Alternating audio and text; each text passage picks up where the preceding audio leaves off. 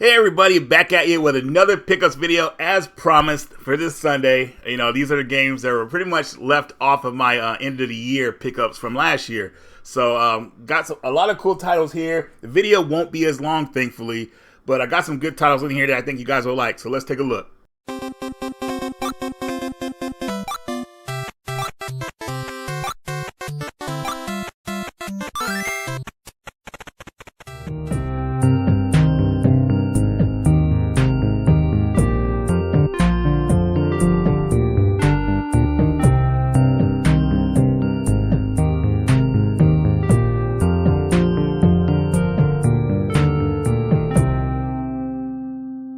Here's Cotton 100% for the Super Famicom system. I want to give a shout out to my buddy Jesse for picking this up for me. He was in Japan and he saw this, and if you guys have seen the pickups videos me and Jason have done, we went to Jesse's storage and picked up a lot of games, and he knows I love this series, so he got this for me. Now, just in case you guys don't know, this game has been ported to a lot of modern consoles, so you don't have to get the Super Famicom version. But anyways, this Cotton game, though I like it a lot, this one from the other ones, it kind of slows things down during the levels. You know, you really get to see a lot of the backgrounds and environments, and they're really bright and colorful. Now, that may throw some people off. I like most of them, but sometimes it can be too crazy. But out of all the games in the Cotton series, this game is definitely the most colorful.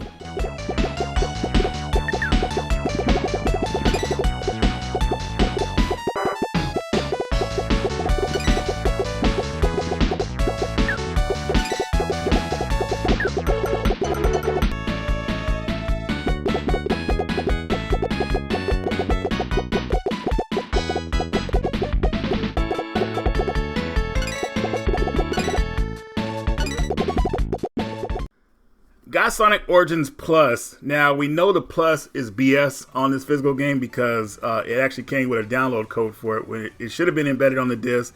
I think the Plus was just an afterthought, so that's why it wasn't included on the disc like this, because usually they have these discs printed like months before they actually go for sale. So, yeah, that's not making an excuse for them, man. It was wrong for them to do that. It should be included, but still, nobody really wants to play the Game Gear games anyways. But going into the game, the real game I wanted to play here is Sonic CD. That's my favorite Sonic game of all time. Yes, I know it's not the best Sonic game, but it's my favorite, and more because you get to explore in that game. Like, trying to create a good future and go into the future levels is really a lot of fun. I mean, I just wish going back in time and going into the future was a bit easier and smoother in this game, but still, once you get the mechanic down, it's, you know, it's okay. But anyways, I love the future levels when you make them good. The boss battles in this game suck, but still, Sonic CD is a really good game.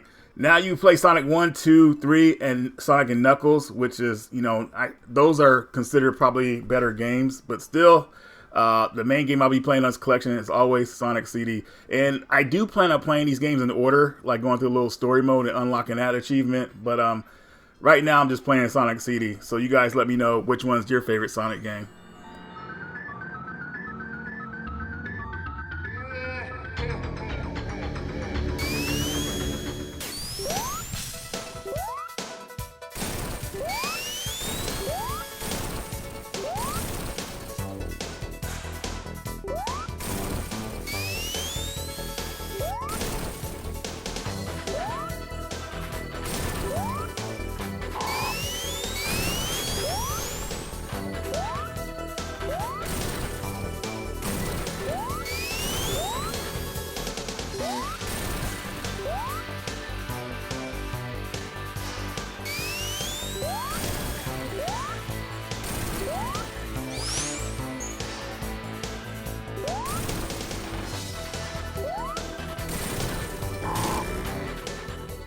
Undernight In-Birth Collector's Edition for PS4. This went on sale on Amazon for like 30 bucks. And the reason they're trying to push these out is because the sequel is coming out. I'm looking forward to the sequel coming out on January 26th of this month. And if you haven't played this game yet, I mean, this is what these kids call now anime fighters. I didn't know they did that now. They have it a little different category for each fighter or whatever like that. You know, I thought it was just 2D and 3D, but now it's like 2D, 3D, anime fighter, arena fighter, gallery fighters. It's crazy. But if you haven't played this game, this is one of the most complete packages of a fighting game you could get. Now, what I mean by that is that none of that season pass BS and all that stuff. You know, you have a full, complete game. and I feel like this is what the developer wanted to create. But anyways, the game does have a auto combo system in it for people who are new to fighting games. I don't use it, but it's there for people who want to use it. But man, the crazy combos you can pull off in this game are amazing. And when you go online to fight somebody in this game, be prepared to get beat up, because the people who play this game are serious fighters. I mean, I haven't won an online match yet. Well, maybe I think I beat Joel one time. No, we didn't even fight. We always said we were going to fight, but it never happened. Joel backed out. But anyways, $30 for the collector's edition. Comes with soundtrack, all that good stuff, and then probably a lot less for the regular edition. But I've already talked about this. It was one of my first video reviews I actually did on my channel years ago. So I did a video on this one a while back. But anyways, guys, I would say definitely keep this one on your radar if you like fighting.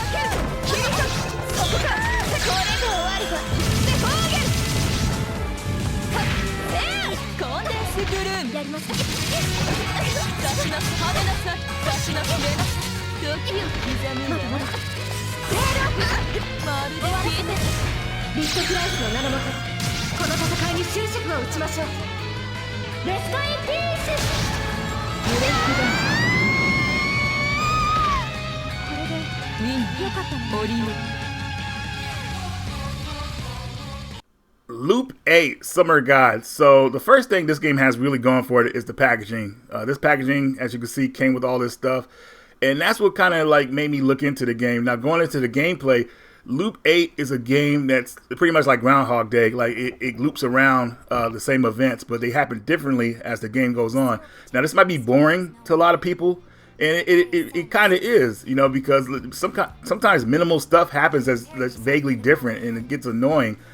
It is a turn-based RPG, and once you get into the combat is actually pretty decent. But I don't know if this game will hold a lot of people's attention as far as like a good RPG, you know. I find reasons to like games, you know, and this one had enough reasons for me to like it, but I don't know if I could really recommend it unless you find it on the cheap. Now, the only thing I would say this game has going for it is maybe if you like some of the characters and you want to know what happens to them. But other than that, I'm not sure about the story, because the story doesn't really pull you in. It starts off really slow, and it doesn't really pick up for a while, I would say, or even at all to some people. But yeah, if you played it, let me know if what you think about it. If you haven't, you might want to look into something else. This is everything I can do! When everything's in balance, everybody will benefit from that harmony. RPG Golf Legends. So I picked this up because it went on sale on Woot. If you guys remember Woot, before they were owned by Amazon, these have deals like almost every day. But it went on sale for $10, and I said, you know what, why not? Maybe it's like similar to Golf Story. But it's made by Kimco, the company that makes all those weird like niche RPGs that nobody really cares about, at least from what I've seen. But I thought this game might have some potential. You know, they gave it a little animated cutscene kind of and everything, and you know, I think I more picked it up because it was only $10. I would have rather had this game on the PlayStation 4 system, but it feels like it's more fitting to have this game on the Switch. But if you guys have tried this out, compared to the other golf games, I can't think of its name right now for some reason. Like, how would this compare? Like, what do you guys think about this one?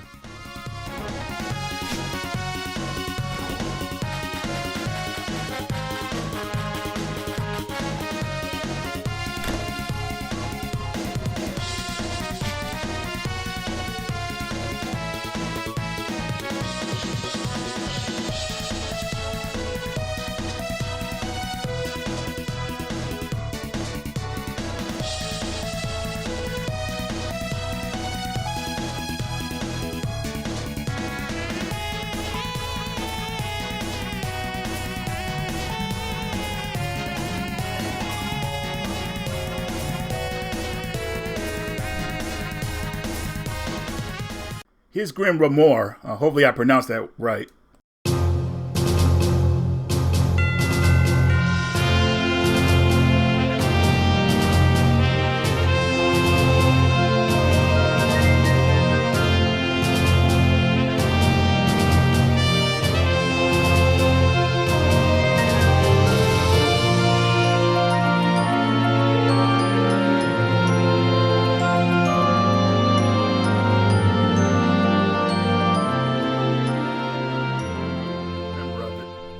you play as a young lady named Lilith Blonde, and basically she's going to the Magic Academy to learn how to use magic.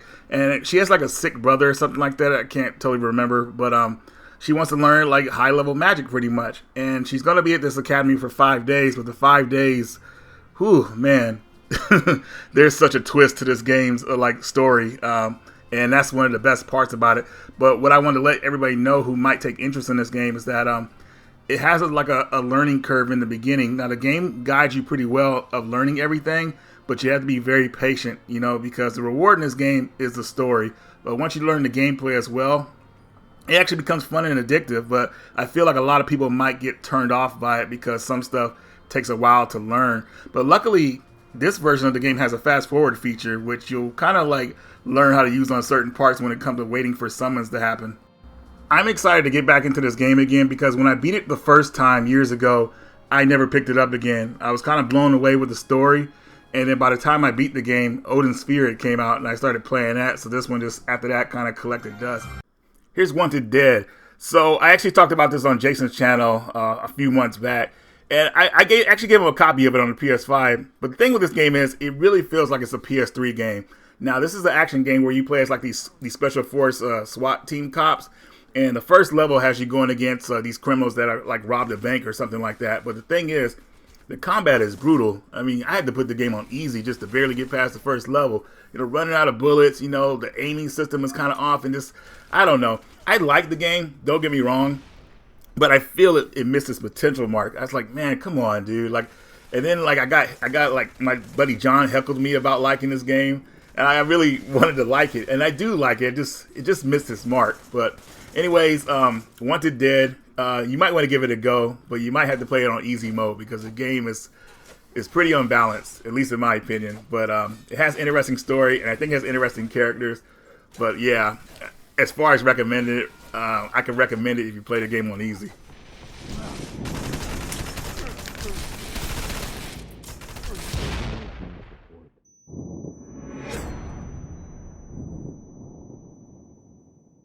Here's Among Us. So this game actually got really popular during the whole COVID thing where everybody was at home like playing games. This game soared in popularity. And a lot of people were liking this game because it's a game where you have to figure out who is like the bad guy pretty much, who's the killer. And you don't know unless, you know, certain situations, I would say. It could be a total surprise, total shock. Now, the reason I took interest in this game was because I watched a podcast called Dr. No Sleep, and he tells like horror stories about like either dark web stuff or even Among Us. He did a story about Among Us, which I thought was really good, so it made me look into the game. I'm thinking this game would be good to play on a Saturday stream, you know, with friends, so I'm looking forward to that possibly. But I probably should try to play a little bit online and get used to it first because I hate like doing live streams when you haven't played a game yet and it's like, oh, you're just struggling. So I'll probably do that. But I'm pretty sure you guys in the comments have played this game and like it a lot. But if you don't or whatever, let me know what you think. ShakeDown Hawaii for the PlayStation 4 and the 3DS. Yes, there is another 3DS release, and this game is it. I think there's going to be one more game released by a company, but I'm not really sure. But anyways, I've talked about this game on my channel before, and I feel like everybody knows this game, but this is an open world game where you can pretty much do side quests, main quests too, and play out the story, but you could do anything you want. So think of it like as like, I don't know, like a 16-bit Grand Theft Auto in a way. I met the creator of this game at the Vancouver Retro Gaming Expo, and he was really excited to tell us about the 3DS version, which I had no idea was coming out. You know, everybody knows the 3DS store is pretty much closed, so just to have another game come out on the system, pretty amazing. Now, here's the thing, though. Which version of the game would you most likely be playing? For me, obviously, it would be the PS4 version, but maybe there's some 3DS enthusiasts out there that would rather play this game on the 3DS. I don't know. I think the game's out on Vita and the Switch, or maybe the Wii U. It's out on the Wii U, Switch. I can't remember. It's probably out on everything. But which system do you guys prefer to play this game on? From the boardroom to the streets, build your corporate empire and destroy the competition. It's business in the front and bodies in the back. Here's Horizon Forbidden West Complete Edition. That means everything is on the disc, no code inside. But not only that, GameStop had a sale on the collector's edition of the game. I think this was going for like $40 to $50. So I said, you know what? Let me go ahead and get that. So I don't want to go too much into this game because I talked about it a lot on my channel before, but I really enjoyed this game. Not as much as the first game. You know, they did some changes that were kind of weird to me, but still, overall, it's a good title. Now, going back to the collector's edition, I don't like how they're putting digital codes in them instead of the full, like the physical game. They're giving you digital codes with collector's editions now, which I think is like insane, but I guess changing times. But anyways, going back to this game, I enjoyed it very much. I did like the DLC, even though some of the story in that was kind of strange. But I think what I'm going to do, well, obviously this video has been done already, but I'm going to like put out another nephew reviews video here probably next week. And me and my nephew will pretty much discuss how we felt about the game in that video, so stay tuned for that. Here's Red Faction Guerrilla. Now, I never took interest in the original games back in the day. Just something about them just didn't really intrigue me. But a couple years ago, Jason was actually talking about this game in particular, and he was really enjoying it. He was having a great time with it, had nothing but like good things to say about it. So I finally found it for a good deal.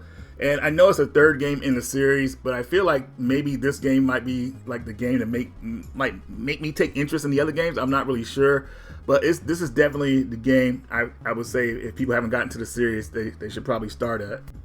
There's a reason why this one was remastered over the other ones, or maybe they just ran out of money, who knows. But anyways, it's third-person shooter where you're on Mars going against this other faction. I don't want to go too much into the story here, but what really intrigued me about it is like the destruction you can create in the environments. I love it. I love the attention to detail. It just really feels like you could tear everything apart in this game.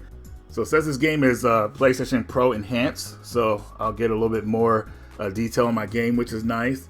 But if you guys have played this one, I'm interested in hearing your thoughts about it because, like I said, like I've always had somewhat of an interest in the series, but I could never just fall through with it. Like Red Faction Part 1 and 2 just did not pull me in. I don't know if it probably was the character models pretty much that just threw me off.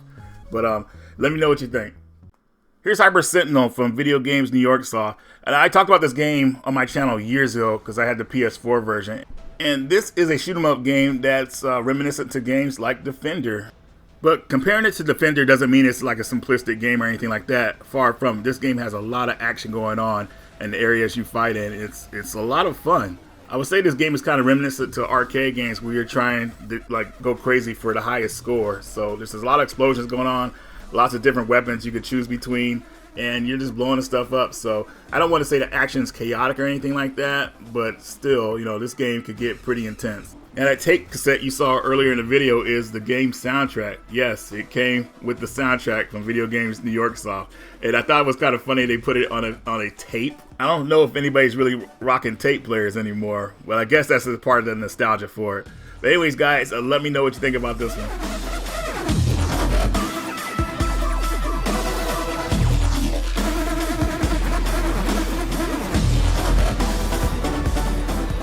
Here's Silent Hope. So another game that I picked up that I really like the packaging, as you can see, similar to Loop 8. Now with this game, you play as like, I think it was around 6 or 7 protagonists, and they're trying to like save the world. The king has messed up the world, and it's up to our 7 heroes to like save it. So pretty much you go into the abyss, and you go through these random dungeons. Like every time you play the game, it's different. So you get a fresh start every time you play. But I really feel like this game would have been better if it had some kind of co-op to it. You know, playing like these one-player, like random dungeon crawler types. I don't know, it gets old after a while. If they had some kind of like co-op or online play to it, I think this one would have been a lot more fun. I think it's fine now, just fine. But I just feel like it didn't reach its potential. So I don't know if this game is going to hook people. But if you're into like niche RPG stories, it might get you. Here's 41 Hours. Now, this is a first-person shooter, and it really kind of throws a lot at you in the beginning, like learning how to play the game. Now, what's different? Well, I can't say it's different from any other first-person shooter, but I just wasn't expecting like a lot of the learning curve in the beginning. Now, it's not bad or anything like that, but I like my pacing to go pretty fast. But anyways, you play as a man. He has a cyborg helper with him that looks like his wife for whatever reason. I'm guessing that's a part of the later story in the game. But she helps you like set up traps and things like that. You can actually go stealth for a while until your energy runs out, and then it recharges again, so you can sneak up on enemies like that. The levels I've been to on this game are mostly outside, so I don't know if there's any more, like any indoor levels coming up pretty soon, but I could use that change of scenery, I would say. Because open world, you know, like open outside, you know, you just gotta like hide a lot. You don't want your enemies to see you because they will flank you down and tear you apart. So using a lot of the abilities you have, like the stealth, will really help. But like I said, I don't want to be out in the open all the time. The game's story is told through these like comic book cutscenes, and they were actually voice acted. I didn't think they were going to add voice to it, but yeah, they did. So I think that's pretty cool. But anyways, guys, I know this game was, if you were looking for a physical copy, I got mine on Amazon, and then I know Best Buy was carrying them. I haven't seen this in any retail stores, but I bought this copy for $12. But as soon as I bought this copy, the next copy went on sale for $30. So they raised the price. So I guess that's going to upset some people that's saying that we raised the price on games, even though we're not the ones selling them. Shit, where are we? I've seen this before. I remember this place. Let's be extra careful. I have got a bad feeling about this place.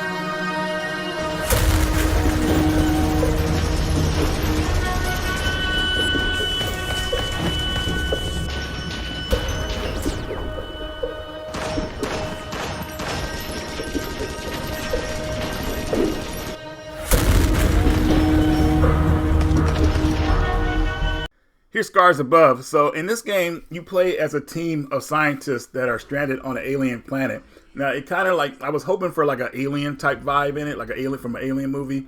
And you play as this girl named Kate, and you pretty much go around the planet exploring, like finding different species of animals, animal aliens, fighting them off, exploring, collecting items, things like that. I don't know if I would have picked this game up if it was over $10, but I heard enough good things about it that it kind of intrigued me to play it. So I'd like to know your guys' thoughts about it.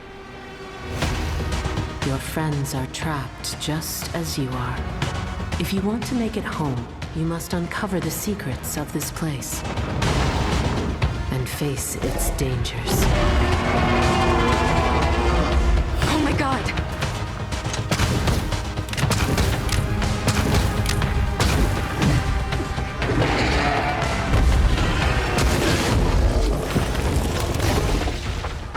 Your curiosity will guide you forward. Here's Nayuta, Boundless Trails. Now, funny thing about this game is that it got an English, well, a fan translation on the PSP, and I was going to play that version of it, but now that this one has come out, definitely hopped into this one. Now, this one's separate from the regular Trails series. It's like its own thing, but what intrigued me about this game mostly, it's an action RPG, and it plays like an ease game. It's kind of crazy. A lot of Falcom's games are mainly like ease games. Well, what they're known for is ease games in the Legend of Heroes series.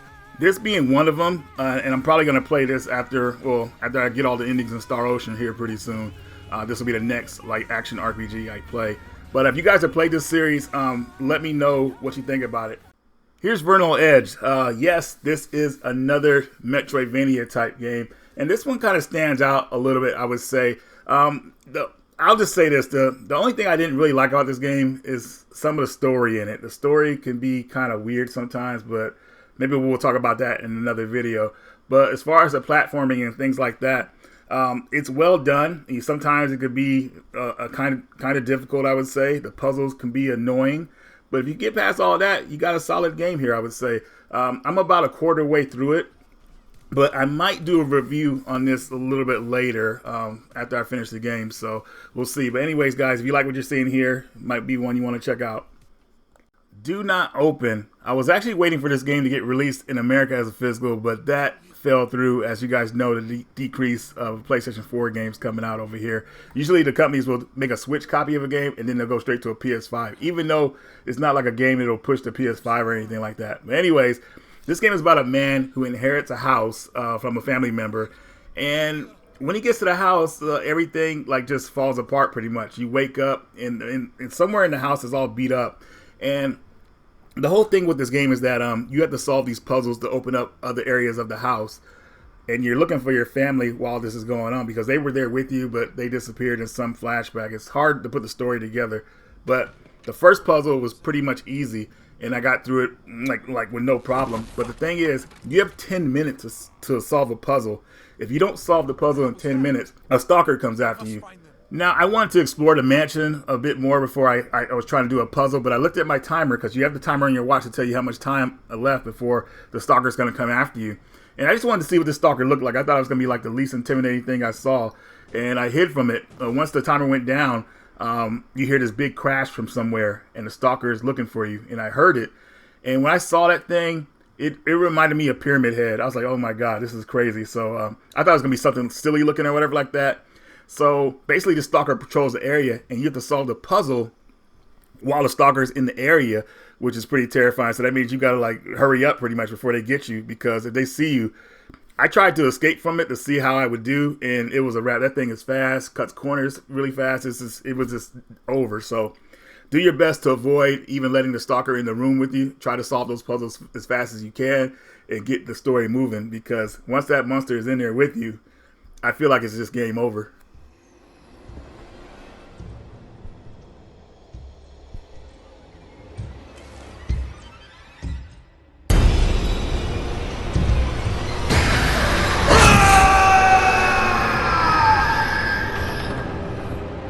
Here's a PAX exclusive I got recently. Now, I don't go to these shows anymore. I went to one, and that was enough for a lifetime.